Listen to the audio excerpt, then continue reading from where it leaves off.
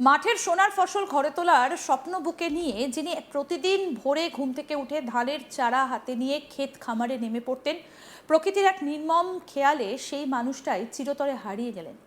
কিন্তু জীবন তো থেমে থাকে না। মাথার উপর থেকে একমাত্র উপার্জনক্ষম মানুষটির ছাতা সরে যাবার পর যখন ওই শোকস্তব্ধ পরিবারটা অন্ধকারের মুখোমুখি, ঠিক তখনই আলো জেলে এগিয়ে এলো আস্ত একটা গ্রাম। স্বার্থপরতার এই যুগে দাঁড়িয়ে মানবতা যে এখনো হারিয়ে যায়নি, বীরভূমের ইলমবাজারের আকম্বা গ্রাম তা আবার প্রমাণ করে দিল।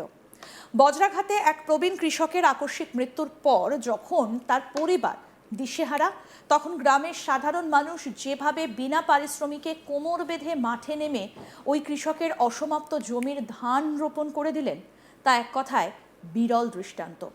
আসুন একটু গভীরে গিয়ে দেখা যাক বীরভূমের এই হৃদয় বিদারক অথচ মানবিক ঘটনাটা ঘটে বীরভূম জেলার ইলমবাজার ব্লকের জয়দেব কেন্দুলি অঞ্চলের আকম্বা গ্রামে।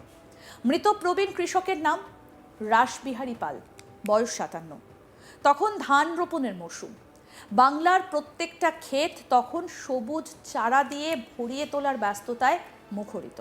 সেই মতো অন্যান্য দিনের মতোই সকালেও মাঠে ধান রোপণের কাজে নেমেছিলেন 57 বছরের রাসবিহারী বাবু। মাঠে কাজ করার সময় ঘটে যায় সেই মর্মান্তিক দুর্ঘটনা। আকাশ কালো করে হঠাৎই নেমে আসে কালবৈশাখী বা তীব্র বজ্রপাতের পরিস্থিতি। মুহূর্তের মধ্যে বিকট শব্দে বাজ পড়ে ঠিক যেখানে রাসবিহারী বাবু কাজ করছিলেন। বজ্রাঘাতের তীব্রতায় গুরুতর জখম হয়ে মাটিতে লুটিয়ে পড়েন ওই প্রবীণ কৃষক। আশপাশের কৃষকেরা এই ভয়ঙ্কর দৃশ্য দেখে দ্রুত ছুটে আসেন। রক্তাক্ত এবং অচৈতন্য অবস্থায় তাকে উদ্ধার করে তড়িঘড়ি নিয়ে যাওয়া হয় নিকটবর্তী ইলামবাজার ব্লক প্রাথমিক স্বাস্থ্যকেন্দ্রে। কিন্তু চিকিৎসকদের সমস্ত চেষ্টা ব্যর্থ করে দিয়ে ততক্ষণে অনেক দেরি হয়ে গিয়েছে। হাসপাতালের জরুরি বিভাগের চিকিৎসকেরা রাসবিহারী বাবুকে মৃত বলে ঘোষণা করেন। এরপর আইনি প্রক্রিয়া এবং ময়নাতদন্তের জন্য তার দেহ পাঠানো হয় বোলপুর মহকুমা হাসপাতালেও কান্নার রোল পড়ে যায়। যে মানুষটা সকালে সুস্থ শরীরে বাড়ি থেকে বের হয়েছিলেন, তিনি এভাবে ঠান্ডা হয়ে ফিরবেন তা মেনে নিতে পারছিলেন না তার পরিবার এবং স্বজনরা। এই আকস্মিক মৃত্যু শুধু একজন মানুষকে কেড়ে নেয়নি, বরং একটা পুরো পরিবারকে এক লহমায় তছনছ করে দিয়েছে।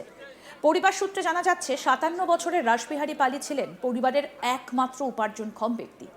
তার উপরই নির্ভর করে চলত পুরো সংসার। তার মৃত্যুর পর অসহায় স্ত্রী, 2 ছেলে এবং পুত্রবধূ সবাই মিলে আজকে একটা চরম অনিশ্চয়তা এবং অন্ধকারের মুখোমুখি দাঁড়িয়েছেন। মাথার ওপর ছাদ থাকলেও পেটে খাবার জোগাড় করা এবং ভবিষ্যৎ জীবন কিভাবে চলবে তা নিয়ে চোখে জল ছাড়া আর কোনো সম্বল নেই এই পরিবারের এই চরম দুর্দিন এবং মানসিক ভাঙনের মাঝে আরেকটা বড় সমস্যা মাথাচাড়া দিয়ে উঠেছিল। রাসবিহারী বাবুর পরিবারের নিজস্ব এবং বর্গা নেওয়া কিছু চাষের জমিতে তখন ধান রোপণের কাজ সবে মাত্র শুরু হয়েছিল।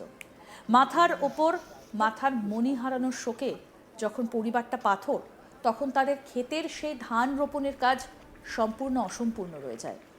এই মরশুমে যদি ধান রোয়া না হয়, তবে ওই জমিগুলোতে আগামী দিনে কোনো ফসলই ফলবে না, যার অর্থ দাঁড়ায় পরিবারের বেঁচে থাকার একমাত্র অর্থনৈতিক উৎসটুকুও চিরতরে নষ্ট হয়ে যাওয়া। শোকের পাশাপাশি এই অর্থনৈতিক গ্রাস পরিবারটিকে আরও বেশি কোণঠাসা করে ফেলেছিল। ঠিক এই কঠিন এবং হৃদয় বিদারক পরিস্থিতির কথা যখন আকম্বা গ্রামের মানুষের কানে পৌঁছলো, তখন গ্রামের বিবেক আর মনন একটা অন্য রূপ ধারণ করলো।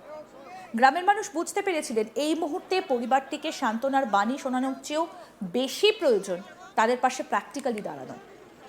গ্রামের যুবক মহল থেকে শুরু করে প্রবীণ চাষিরা সবাই মিলে একজোট হয়ে বসেন এবং একটা ঐতিহাসিক সিদ্ধান্ত নেন। গ্রামের বাসিন্দারা স্বেচ্ছায় এবং সম্পূর্ণ বিনা পারিশ্রমিকের মৃত কৃষক রাসবিহারী পালের সেই অসমাপ্ত জমিতে দল বেঁধে নেমে পড়েন। আসুন আপনাদেরকে শোনাই কি বলছেন গ্রামবাসীরা, কি বলছেন অপূর্ব পাল। আসুন শুনুন। কিভাবে বলতে, উনি মানে কৃষিকার্যের জন্য মাঠে গিয়েছিলেন। এবার মাঠে যাওয়ার পরে আজ দুপুর দিকে প্রচণ্ড একটা মেঘ ডাকা বা বাজের শব্দ আমরা পাই। তখন আমরা কেউ জানতে পারি না যে হয়তো বাজটা কোথায় পড়লো বা কি হলো। তারপর আমরা যখন নিজেরা আবার কিছু লোক মাঠ থেকে যাই, তখন দেখতে পাওয়া যায় যে আমাদের এই যে রাসবিহারী পাল নামে যে ব্যক্তি, উনি ওই মাঠে ওই চাষ কাজের জন্য গিয়েছিলেন, তার মৃতদেহ আমরা পড়ে থাকতে দেখি আর কি। তারপর আমরা তাকে তুলে নিয়ে আসি এবং এই মুহূর্তে আমরা হসপিটালে নিয়ে গিয়েছি। এবার দেখা যাক, এখন আমরা প্রাথমিকভাবে মনে করছি উনি মারা গেছেন। এবার এখন হসপিটাল থেকে বা কোনো ডাক্তারি চিকিৎসা তার কোনো সার্টিফিকেট আমরা এখনো পাইনি আর কি। আমাদের প্রতিনিধি শান্তনু হাজরা কি প্রতিবেদন তুলে ধরেছেন, আসুন দেখি। বর্তমান যুগে প্রতিহিংসার যে পৃথিবী, সেই প্রতিহিংসার মাঝে এক নজিরবিহীন দৃশ্য দেখা গেল বীরভূমের ইলামবাজার থানার অন্তর্গত আকোম্বা গ্রামে।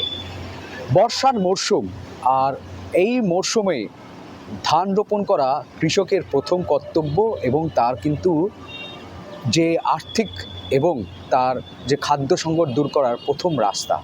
আর সেই ধান রোপণ, চাষ জমিতে ধান রোপণ করতে গিয়ে বজ্রপাতের আঘাতে গুরুতর আহত হয় এবং লুটিয়ে পড়েন মাঠের চাষ জমিতেই।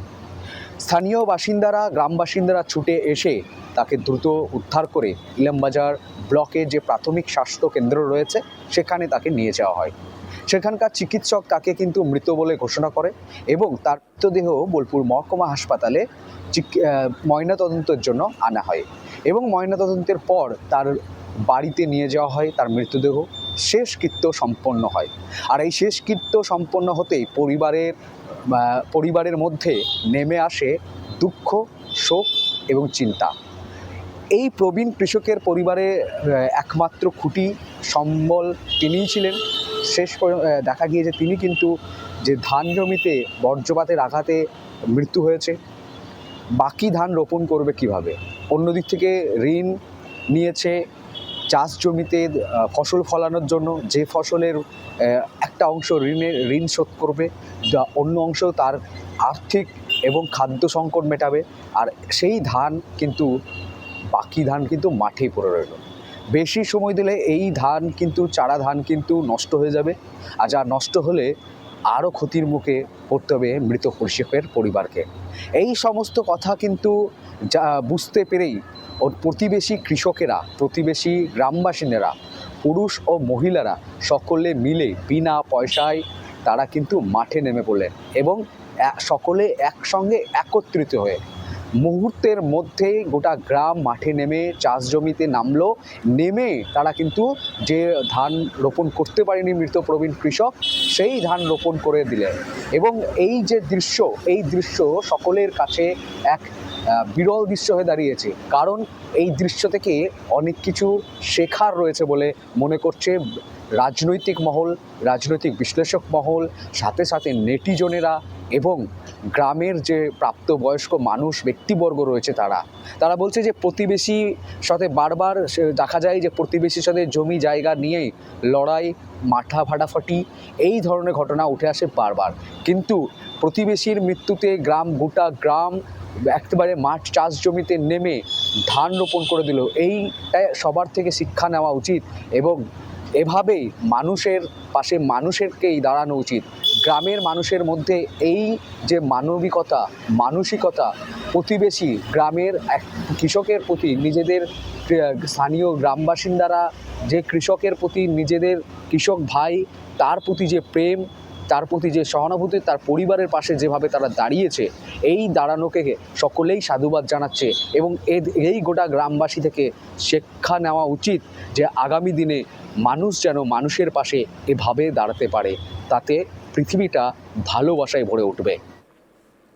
আরও আপডেট পেতে দেখতে থাকুন আজ তাক বাংলা, সাবস্ক্রাইব করুন।